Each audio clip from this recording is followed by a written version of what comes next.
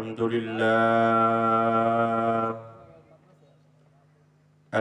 لله وكفى وسلام على عباده الذين اصطفى أما بعد فأعوذ بالله من الشيطان الرجيم بسم الله الرحمن الرحيم وما آتاكم الرسول فخذوه وما نهاكم عنه فانتهوا واتقوا الله إن الله شديد العقاب وقال رسول الله صلى الله عليه وسلم تركت فيكم أمرين لن تضلوا ما تمسكتم بهما كتاب الله وسنة رسولي أو كما قال عليه الصلاة والسلام صدق الله مولانا العظيم وصدق رسوله النبي الكريم ونحن على ذلك من الشاهدين والشاكرين والحمد لله رب العالمين যে আমি আবু বকর সিদ্দিক রাদিয়াল্লাহু তাআলা আনহু কওমি মাদ্রাসা কর্তৃক পঞ্চম বার্ষিক ওয়াজ মাহফিলের সম্মানিত সভাপতি আলহাজ টিপু সুলতান মাতব্বর সাহেব, চেয়ারম্যান কবিরজপুর ইউনিয়ন পরিষদ, প্রধান বক্তা, বিশেষ বক্তা, উপস্থিত হযরত উলামায়ে কেরাম, এলাকার মুরব্বিয়ানে আযম, পর্দার আড়ালে অবস্থানরতা শ্রদ্ধেয়া সম্মানিতা মা ও বোনেরা, সৃষ্টির মহান স্রষ্টা আল্লাহ রাব্বুল আলামিনের দরবারে লাখ কোটি শুকর ও সুজুদ যে মহান রব্বুল আলামিন আমাদেরকে এত সুন্দর একটা জান্নাতি পরিবেশের আয়োজন করার তৌফিক দিয়েছেন। এই জন্য মালিকের দরবারে সকলে শুকরিয়া দান বলি আলহামদুলিল্লাহ।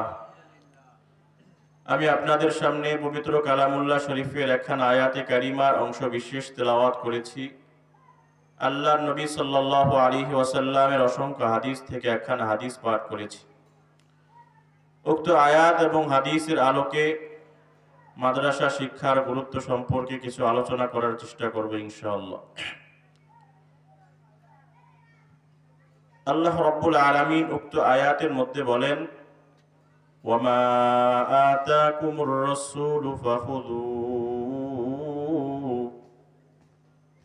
তোমাদের রাসূল আল্লাহর পক্ষ থেকে যা নিয়ে এসেছেন তোমরা সেগুলোকে গ্রহণ করো। ওয়ামা নাহাকুম আনহু ফান্তাহু, রাসূল তোমাদেরকে যা নিষেধ করে সেগুলো থেকে তোমরা বিরত থাকো। ওয়াত্তাকুল্লাহা ইন্নাল্লাহা শাদীদুল ইকাব, তোমরা আল্লাহ রাব্বুল আলামিনকে ভয় করো, নিশ্চয়ই আল্লাহ রাব্বুল আলামিন কঠিন শাস্তিদাতা। সাহাবায়ে কেরাম রাদিয়াল্লাহু তাআলা আনহুম আজমাইন বলেন, আমরা আল্লাহর নবীর কাছে আমরা বায়াত হলাম, আল্লাহর নবীর কথা শুনবো এবং মানবো। সাহাবারা বলেন, বায়ানান নবী সাল্লাল্লাহু আলাইহি ওয়াসাল্লাম আলাস সামঈ ওয়াত তাআ, আমরা সাহাবায়ে কেরাম আল্লাহর নবীর কাছে বায়াত হলাম, আমরা আল্লাহর নবীর কথা শুনবো এবং মানবো।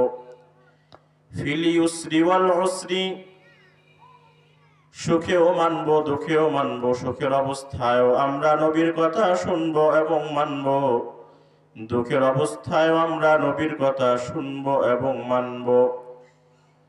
ওয়াল মানশাতি ওয়াল মুকরাহি, আমার অনুকূলে হোক আমার প্রতিকূলে হোক, সর্ব অবস্থায় আমি নবীর কথা শুনব এবং মানব।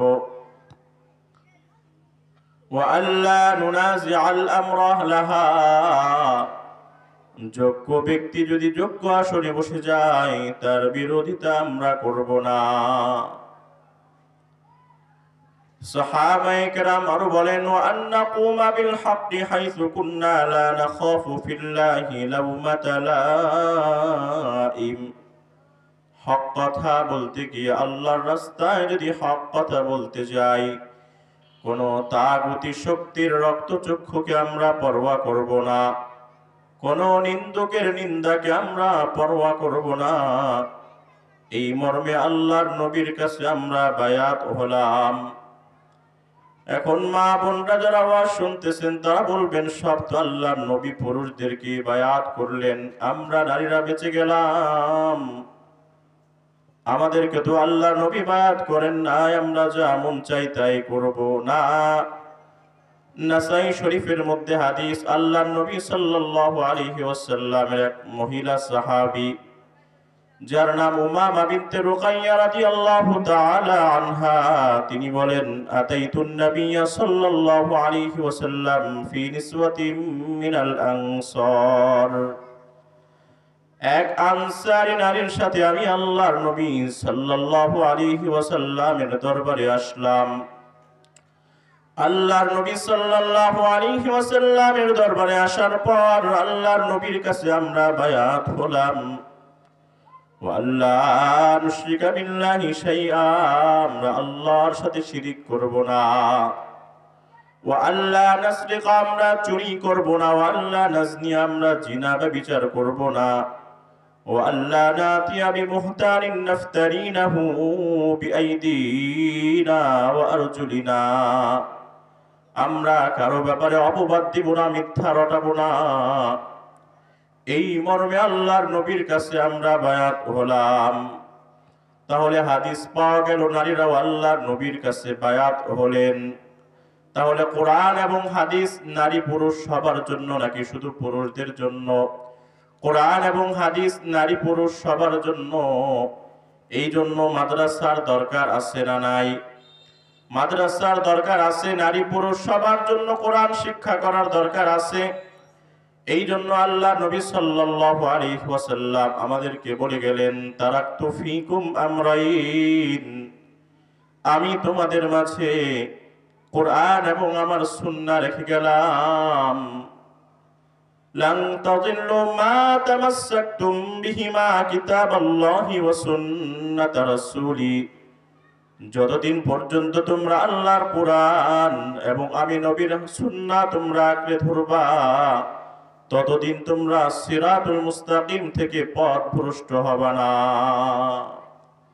5 ওয়াক্ত নামাজের মধ্যে প্রত্যেক রাকাতে আমরা আল্লাহর কাছে প্রার্থনা করি, ইহদিনাস সিরাতাল মুস্তাকিম, আল্লাহ তুমি আমাদেরকে সিরাতুল মুস্তাকিমের পথে পরিচালিত করো। আল্লাহ আমাদের জন্য এই দোয়া করাটা ওয়াজিব করে দিয়েছেন। সিরাতুল মুস্তাকিমের উপর যদি আমরা চলতে পারি আমাদের ঠিকানা হবে জান্নাত।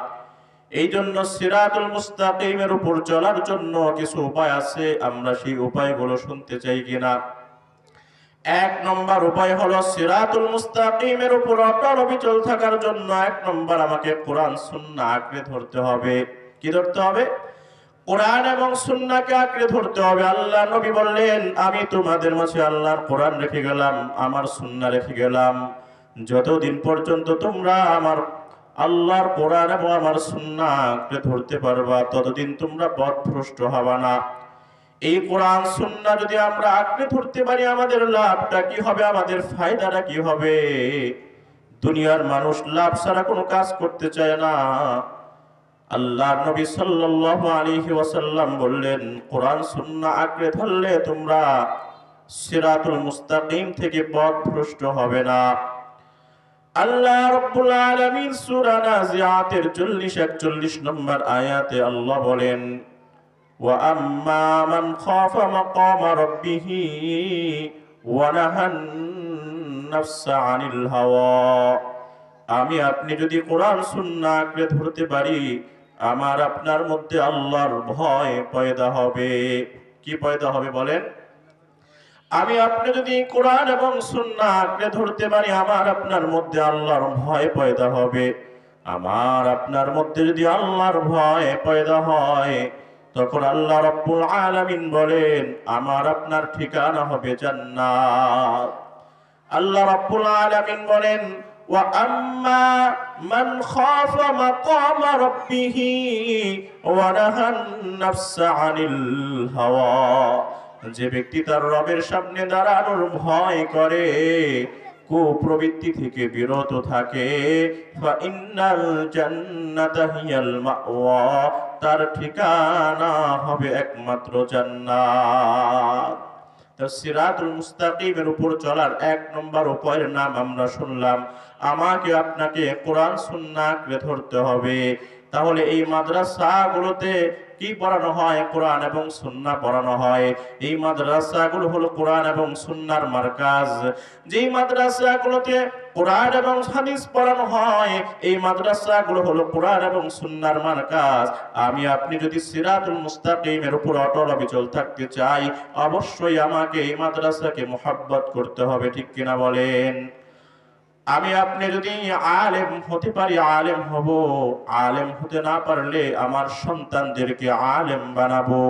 সেই তৌফিক যদি না হয়, আমি আপনি আলেম উলামাদেরকে মুহাব্বত করব, তালিবুল আলেমদেরকে মুহাব্বত করব।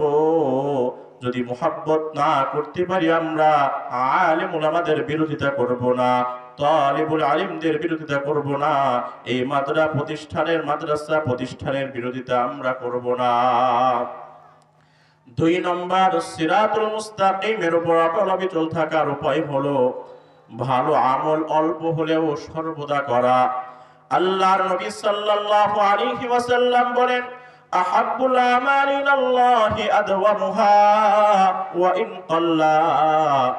আল্লাহর নবী সাল্লাল্লাহু আলাইহি ওয়াসাল্লাম বলেন আল্লাহ রাব্বুল আলামিনের কাছে সবচেয়ে প্রিয় আমল হলো ওই আমলটা যে আমলটা সর্বদা করে, যদিও তার সংখ্যা কম হয়।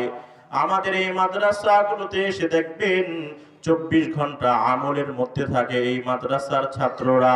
ফজরের আগ থেকে তারা কোরআন তেলাওয়াত শুরু করে, ফজরের সালাত আদায় করে, ফজরের নামাজের পরে সূরা ইয়াসিনের তেলাওয়াত করে, আবার কোরআন তেলাওয়াত শুরু করে, আবার আমল করে, তাসবিহ পড়ে, হাদিস পড়ে, কোরআন পড়ে, সব সময় আমলের মধ্যে থাকে। 5 ওয়াক্ত নামাজের পর আয়াতুল কুরসির আমল আছে না নাই? হাদিসের মধ্যে আল্লাহর নবী সাল্লাল্লাহু আলাইহি ওয়াসাল্লাম বলেন মান ক্বারা আয়াতুল কুরসি দুবুরা কুল্লি সালাতিন লাম ইয়ামনাহু দুখুলুল জান্নাতি ইল্লাল মাউত। আল্লাহর নবী সাল্লাল্লাহু আলাইহি ওয়াসাল্লাম বলেন যে ব্যক্তি 5 ওয়াক্ত নামাজের পর আয়াতুল কুরসি পাঠ করবে, মরবে সাথে সাথে জান্নাতের মেহমান হয়ে যাবে। এই জন্য সিরাতুল মুস্তাকিমের উপর চলার 2য় উপায়ের নাম হলো আমল অল্প হলেও ধারাবাহিকভাবে করা। আর এই ধারাবাহিকভাবে আমলের প্র্যাকটিক্যালি শেখানো হয় এই কওমি মাদ্রাসাগুলোতে। 3 নম্বর ঈমানকে তাজা করা। সিরাতুল মুস্তাকিমের উপর অটল অবিচল থাকার উপায় হলো ঈমানকে তাজা করা। ঈমান তাজা হয় লা ইলাহা ইল্লাল্লাহর মাধ্যমে তথা জিকিরের মাধ্যমে ঈমান তাজা হয়। আমাদের মাদ্রাসাগুলোতে সব সময় জিকির চলতেই থাকে। জিকির শুধু লা ইলাহা ইল্লাল্লাহ, সুবহানাল্লাহ, আলহামদুলিল্লাহ এটা জিকির না। কোরআন পড়া এটাও জিকির, হাদিস পড়া এটাও জিকির, আউযু বিল্লাহ পড়া এটাও জিকির, সুবহানাল্লাহ পড়া এটাও এটাও জিকির, আলহামদুলিল্লাহ পড়া এটাও জিকির, ক্বাল আল্লাহ পড়া এটাও জিকির, ক্বাল রাসূলুল্লাহ পড়া এটাও জিকির, সাল্লাল্লাহু আলাইহি ওয়াসাল্লাম পড়া এটাও জিকির। আমাদের মাদ্রাসাগুলোতে সব সময় জিকির চলতেই থাকে। 3 নম্বর সিরাতুল মুস্তাকিমের উপর চলার উপায় হলো জিকির, জিকিরের মধ্যে থাকা, সর্বদা জিকিরের মধ্যে থাকা। ক্বাল রাসূলুল্লাহ সাল্লাল্লাহু আলাইহি ওয়াসাল্লাম জাদ্দিদু ঈমানাকুম। সাহাবায়ে কেরামকে আল্লাহর নবী বললেন তোমরা তোমাদের ঈমানকে তাজা করো। কি করো? ঈমানকে তাজা করো। সাহাবায়ে কেরাম প্রশ্ন করলেন কাইফা নুজাদ্দিদু ঈমানানা ইয়া রাসূলুল্লাহ, ইয়া রাসূলুল্লাহ আপনি আমাদেরকে জানায় দিন আমরা আমাদের ঈমানকে কিভাবে তাজা করব। রাসূল বললেন জাদ্দিদু ঈমানাকুম বিকাউলি লা ইলাহা ইল্লাল্লাহ। বেশি বেশি লা ইলাহা ইল্লাল্লাহ পড়ো, তোমার ঈমানকে আল্লাহ তাজা করে দিবেন। বেশি বেশি লা ইলাহা ইল্লাল্লাহ পড়া, লা ইলাহা ইল্লাল্লাহ হাকিকতকে দিলের মধ্যে বসানো। লা ইলাহা ইল্লাল্লাহ পড়া মনে কোনো ইলাহ নাই, আমি আমার ব্যক্তিগত জীবনে আল্লাহ ছাড়া অন্য কাউকে ইলাহ মানি না। আমি আমার পারিবারিক জীবনে আল্লাহ ছাড়া অন্য কাউকে ইলাহ মানি না। আমার পরিবারের লোক যদি আল্লাহর বিপক্ষে কোনো কথা বলে আমার পরিবার ধরে যাক, আমি আল্লাহকে মানবো। এটাই হলো লা ইলাহা ইল্লাল্লাহর হাকিকত। আমার সামাজিক জীবনে আল্লাহকে আমি ইলাহ মানবো। আমার সমাজ একদিকে, আমার আল্লাহ একদিকে। আমার আল্লাহর হুকুমের বিপরীত যদি আমার সমাজ চলে যায়, সমাজ ধরে যাক, আমি আল্লাহকে মানবো। এটাই হলো সামাজিক পর্যায়ে লা ইলাহা ইল্লাল্লাহ মানা। আমি আমার রাষ্ট্রীয় জীবনে আল্লাহকে ইলাহ মানবো। আমার রাষ্ট্র যদি আল্লাহর বিপরীতে কোনো অবস্থান নাই, রাষ্ট্র আমি মানি না, আমি আল্লাহকে মানি। এটাই হলো রাষ্ট্রীয় পর্যায়ে লা ইলাহা ইল্লাল্লাহ মানা। আন্তর্জাতিক পর্যায়ে আল্লাহকে মানা। আন্তর্জাতিক মহল যদি আমার বিপক্ষে চলে যায়, আল্লাহর বিপক্ষে চলে যায়, আমি আন্তর্জাতিক মহলকেও মানি না, আমি আমার আল্লাহকে মানি। এটাই হলো লা ইলাহা ইল্লাল্লাহর হাকিকত। সাহাবায়ে কেরামকে আল্লাহর নবী বললেন তোমরা লা ইলাহা ইল্লাল্লাহর মাধ্যমে ঈমানকে তাজা করো। লা ইলাহা ইল্লাল্লাহর হাকিকতকে দিলের মধ্যে বসাও, তাহলে ঈমান তাজা হবে। লা ইলাহা ইল্লাল্লাহ এমন একটা জিকির, যে জিকিরটা করতে জিহ্বার প্রয়োজন হয় না, নির্ভেজাল রিয়া মুক্ত আমল। লা ইলাহা ইল্লাল্লাহ।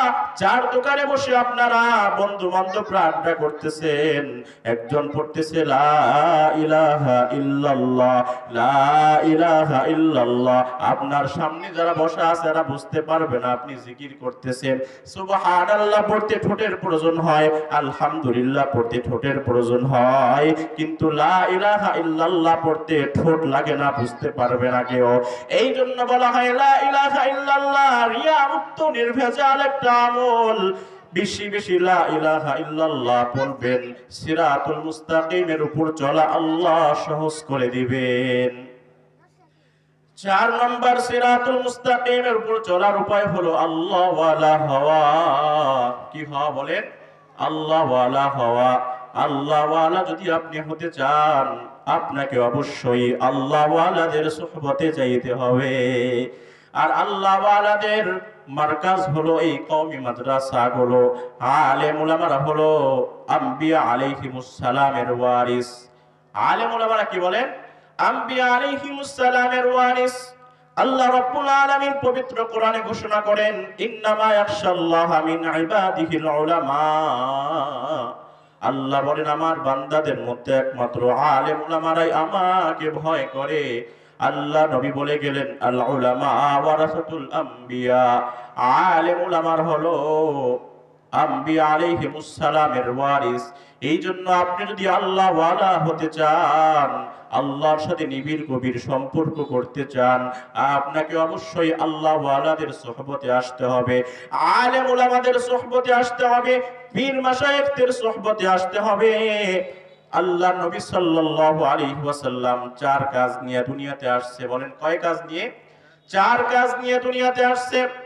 ইব্রাহিম আলাইহিস সালাম কাবা বানাইলেন, বানানোর পর আল্লাহর কাছে দোয়া করলেন, রব্বানা ওয়াবাস ফীহিম রাসূলাম মিনহুম ইয়াতলু আলাইহিম আয়াতিকা ওয়া ইউআল্লিমুহুমুল কিতাবা ওয়াল হিকমাতা ওয়া ইউযাক্কিহিম ইন্নাকা আনতাল আজিজুল হাকীম।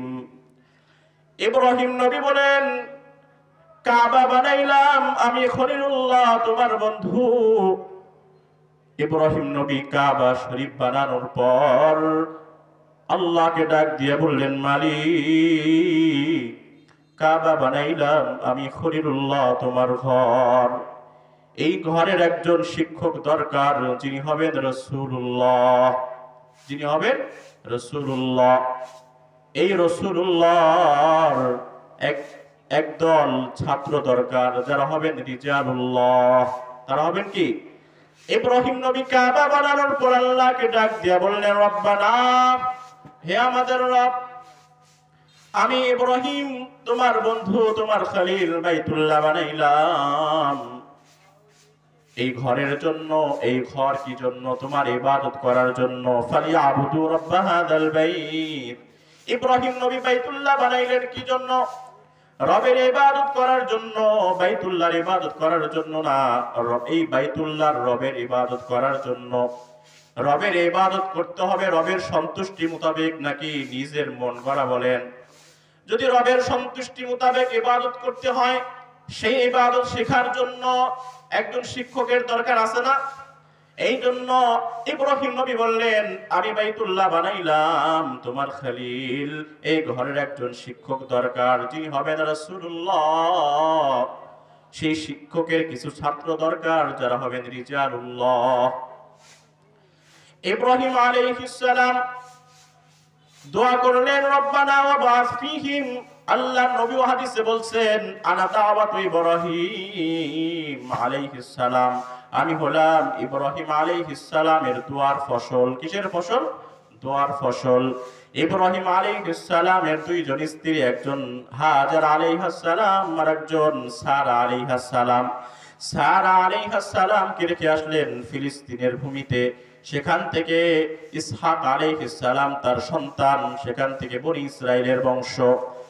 আল্লাহ রাব্বুল আলামিনের হুকুমে হাজার আলাইহিস সালাম এবং তার সন্তান ইসমাঈলকে রেখে আসলেন মক্কার ধুধু মরু প্রান্তে, যেখানে কোনো মানুষ নাই, কোনো পাখি নাই, কোনো খাবারের ব্যবস্থা নাই। কারণ ইব্রাহিম আলাইহিস সালামকে আল্লাহ রাব্বুল আলামিন উপাধি দিয়েছেন খলিল। ওয়াত্তাখাযাল্লাহু ইব্রাহিমা খলিলা। আল্লাহ ইব্রাহিম নবীকে খলিল বানিয়েছেন। কি বানিয়েছেন বলেন? খলিল বানিয়েছেন। এবার আল্লাহ রাব্বুল আলামিন ৮৬ বছর বয়সে একটা সন্তান দিলেন যার নাম ইসমাঈল। এবার আল্লাহ ইব্রাহিমকে পরীক্ষা করতে চান। ওয়াইদ বাতালা ইব্রাহিম রাব্বুহু বিকালিমাতিন ফাতাম্মাহুন, যে আমি এত বৃদ্ধ বয়সে তোমাকে সন্তান দিলাম, আমি তোমাকে খলিল বানিয়েছি, অন্তরঙ্গ বন্ধু বানিয়েছি। আমার তোমার এই বন্ধুত্বর মাঝে তোমার সন্তানের মোহাব্বত ঢুকে গেল কিনা একটু পরীক্ষা করতে চাই। আল্লাহ রাব্বুল আলামিন ইব্রাহিম নবীকে আদেশ করলেন, তুমি তোমার স্ত্রী এবং সন্তানকে মক্কার ধুধু মরুপ্রান্তে রেখে আসো। হাজার আলাইহিস সালাম স্বামীকে জিজ্ঞাসা করে, আপনি আমাদেরকে এখানে কি নিজের ইচ্ছায় রেখে গেছেন নাকি আল্লাহ আপনাকে বলছেন? ইব্রাহিম নবী জবাব দেয়, আল্লাহর আদেশে তোমাদেরকে এখানে রেখে যাচ্ছি। সেদিন হাজার আলাইহিস সালাম উত্তর দিয়েছিল, ইদান লা ইউতাইয়ুনাল্লাহ, তাহলে আল্লাহ আমাদেরকে ধ্বংস করবেন না, আল্লাহ আমাদেরকে নষ্ট করবেন না। এই যে হাজার আলাইহিস সালামের কুরবানি আল্লাহ এত পছন্দ করেছেন, এই হাজার আলাইহিস সালামের সন্তান ইসমাঈলের বংশে আমাদের নবীর জন্ম হয়েছে। সুবহানাল্লাহ।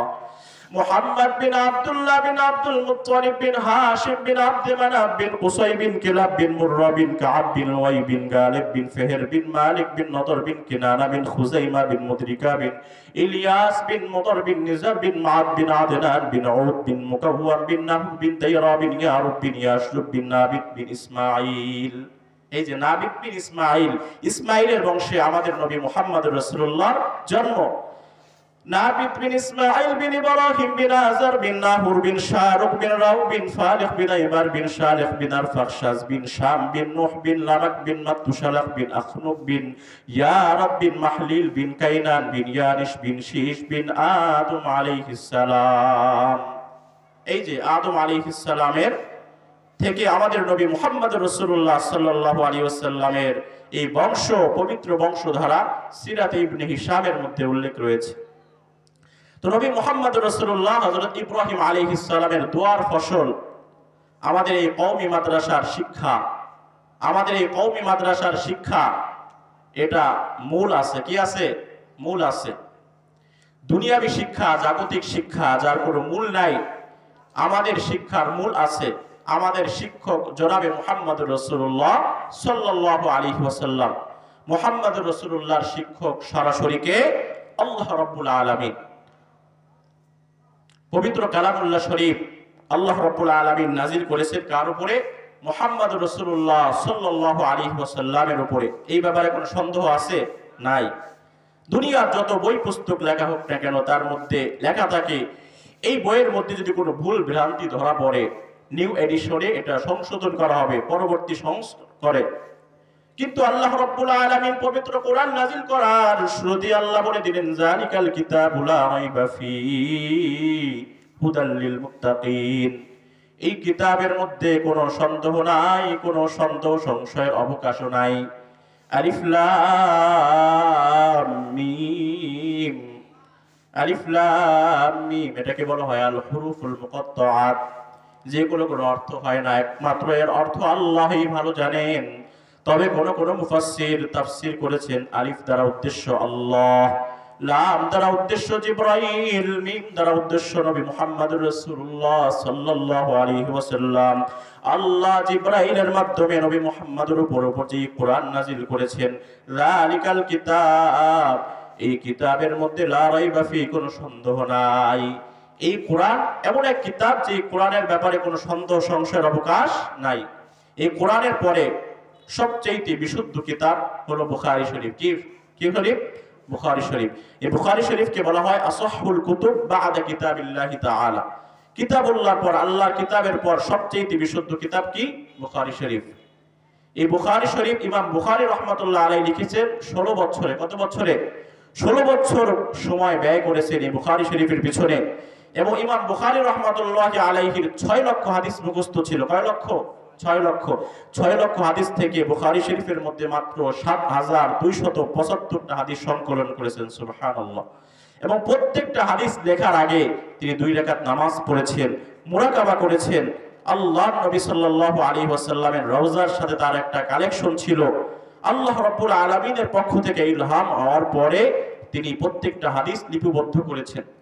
তা আমি যার কাছে এই বুখারী শরীফ দর্শন পড়েছি, আমার উস্তাদ ও শেখুল হাদিস আল্লামা আব্দুল কুদ্দুস দামাত বারাকাতুহু ফরিদাবাদ মাদ্রাসার মুহতামিম হুজুরে দীর্ঘ 50 বছর যাবত বুখারী শরীফ পড়াচ্ছেন। তিনি এই বুখারী শরীফ পড়েছেন তার উস্তাদ শেখ আব্দুল আজিজ রাহমাতুল্লাহি আলাইহি ওয়া আব্দুল কাইয়ুম রাহমাতুল্লাহি আলাইহি। তারা দুইজন বুখারী শরীফ পড়েছেন শেখ হুসাইন আহমদ মাদানী রাহমাতুল্লাহি আলাইহির কাছে। তার উস্তাদ শেখ মাহমুদুল হাসান দেওবন্দি রাহমাতুল্লাহি আলাইহি, তার উস্তাদ হুজ্জাতুল ইসলাম আল্লামা কাসেম নানতুবি শেখ রশিদ আহমদ গাঙ্গুহি রাহমাতুল্লাহি আলাইহি, তাদের উস্তাদ শাহ আব্দুল গনি আল মাজিদি রাহমাতুল্লাহি আলাইহি, তার উস্তাদ শাহ মুহাম্মদ ইসহাক আদ-দেহলভী রাহমাতুল্লাহি আলাইহি, তার উস্তাদ শাহ আব্দুল আজিজ আদ-দেহলভী রাহমাতুল্লাহি আলাইহি, তার উস্তাদ শাহ ওলিউল্লাহ মুহাদ্দিসে দেহলভী রাহমাতুল্লাহি আলাইহি, তার উস্তাদ শেখ আবু তাহের মুহাম্মদ বিন ইব্রাহিম আল কুরদি রাহমাতুল্লাহি আলাইহি, তার উস্তাদ শেখ আবু ইসহাক ইব্রাহিম আল কুরদি রাহমাতুল্লাহি আলাইহি, তার উস্তাদ শেখ আহমদ বিন মুহাম্মদ আল কুশাশি রাহমাতুল্লাহি আলাইহি, তার উস্তাদ আহমদ বিন আলী আস-সানাবি রাহমাতুল্লাহি আলাইহি, তার উস্তাদ শামসুদ্দিন মুহাম্মদ বিন আহমদ আর-রমানি রাহমাতুল্লাহি আলাইহি, তার উস্তাদ জাইনুদ্দিন জাকারিয়া আল আনসারী রাহমাতুল্লাহি আলাইহি, তার উস্তাদ হাফেজ ইবনে হাজার আল আসকালানি রাহমাতুল্লাহি আলাইহি, তার উস্তাদ ইব্রাহিম ইবনে আহমদ আত-তানুখি রাহমাতুল্লাহি আলাইহি, তার উস্তাদ আহমদ বিন তালেব আল হাজ্জার আল মারুফ ইবনে শাহনা রাহমাতুল্লাহি আলাইহি, তার উস্তাদ আবু আলী হুসাইন আল জুবাইদি রাহমাতুল্লাহি আলাইহি, তার উস্তাদ আব্দুল আউয়াল আবু ওয়াক আজ-জাজদি রাহমাতুল্লাহি আলাইহি, তার উস্তাদ আবু আবু মুহাম্মদ আস-সারাখসি রাহমাতুল্লাহ আলাইহি, তার উস্তাদ আবু আব্দুল্লাহ আল-ফারওয়ারি রাহমাতুল্লাহ আলাইহি, তার উস্তাদ আবু আব্দুল্লাহ মুহাম্মদ বিন ইসমাঈল বিন ইব্রাহিম বিন মুগীরা ইবনে বারদিসবা আল-বুখারী আল-জুফি, যিনি এই বুখারী শরীফ লিখেছেন, তার উস্তাদ হাম্মাদ বিন সালামা, তার উস্তাদ আব্দুল্লাহ বিন মুবারক রাহমাতুল্লাহ আলাইহি, তার উস্তাদ আমাদের ইমামে আজম আবু হানিফা রাহমাতুল্লাহ আলাইহি। ইমামে আবু হানিফা তাবিঈ ছিলেন।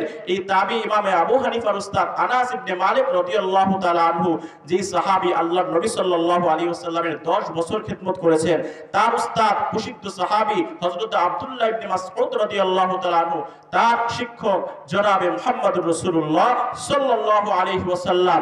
আর মুহাম্মদুর রাসূলুল্লাহ উস্তাদ কে? সরাসরি আল্লাহ। আমাদের কওমি মাদ্রাসার শিক্ষার মূল আছে না নাই? আমাদের শিক্ষার মূলে কে? জনাবে মুহাম্মদুর রাসূলুল্লাহ সাল্লাল্লাহু আলাইহি ওয়াসাল্লাম। আমাদের শিক্ষার মূলে সরাসরি আল্লাহ রাব্বুল আলামিন। কারণ আল্লাহ কোরআনের মধ্যে এই সার্টিফিকেট দিয়েছেন, ওয়া মা ইয়ানতিকু আনিল হাওয়া, মুহাম্মদ নিজের পক্ষ থেকে কোনো কথা বলেন না। যদি মুহাম্মদ নিজের পক্ষ থেকে কোনো কথা বলতেন, আমি তার ডান হাতকে চেপে ধরতাম, আমি তার জিহ্বাকে কর্তন করে দিতাম। এই ঘোষণা কে দিয়েছেন? মুহাম্মদ।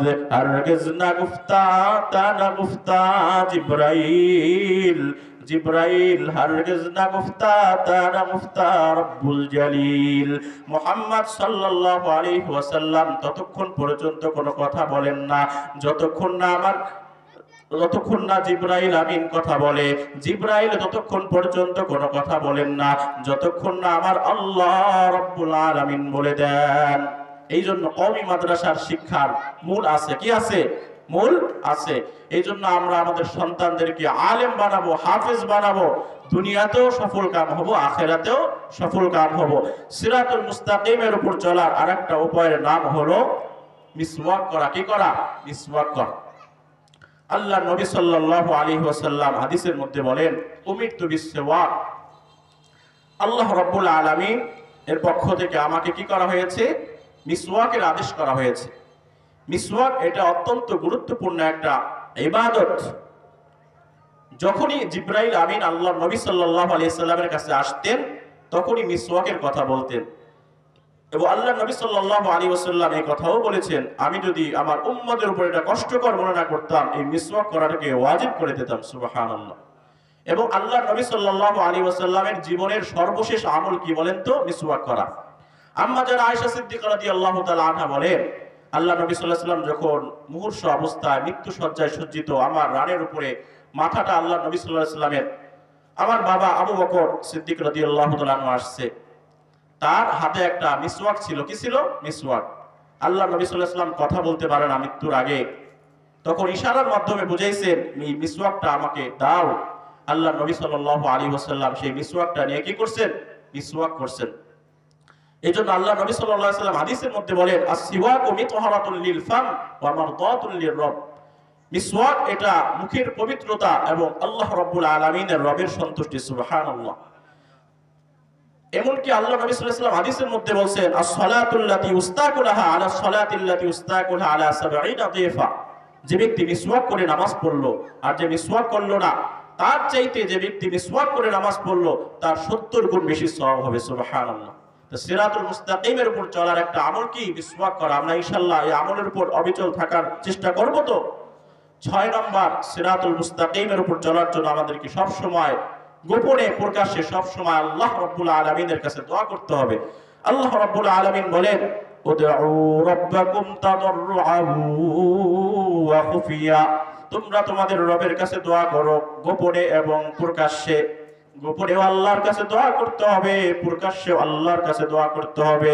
আল্লাহ বলেন, ওয়া ক্বালা রাব্বুকুম উদউনি আস্তাজিব লাকুম। রব্বুকুম উদউনি আস্তাজিব লাকুম। তোমাদের রব বলেছেন, তোমরা আমাকে ডাকো, তোমরা আমাকে ডাকো, আমি আল্লাহ তোমাদের ডাকে সাড়া দেব। সুবহানাল্লাহ। বান্দা যখনই আল্লাহকে ডাকে, আল্লাহ সাথে সাথে ডাকের সাড়া দেয়। কিন্তু যারা আল্লাহকে ডাকতে চায় না, আল্লাহ বলেন, ইন্নাল্লাযীনা ইস্তাকবিরুনা আন ইবাদাতি। যারা আমাকে ডাকা থেকে মুখ ফিরায় নেয়, অহংকার করে আমাকে ডাকতে চায় না, সায়াদখুলুনা জাহান্নামা দাখিরিন। তারা লাঞ্ছিত অপদস্থ হয়ে জাহান্নামে নিক্ষিপ্ত হবে। এই জন্য সিরাতুল মুস্তাকিমের উপর চলার ৬ নম্বর আমল কি? সুখে দুঃখে সবসময় আল্লাহকে ডাকতে হবে, প্রকাশ্যে গোপনে সবসময় কি করতে হবে? আল্লাহ রাব্বুল আলামিনকে ডাকতে হবে। আল্লাহ রাব্বুল আলামিন আমাদের সকলকে সিরাতুল মুস্তাকিমের উপর চলার যেই আমলগুলো শুনলাম বললাম, আমাকে এবং যারা শুনলাম সবাইকে আমল করার তৌফিক দান করুন। ওয়া আখিরু দাওয়ানা আলহামদুলিল্লাহি রাব্বিল আলামিন।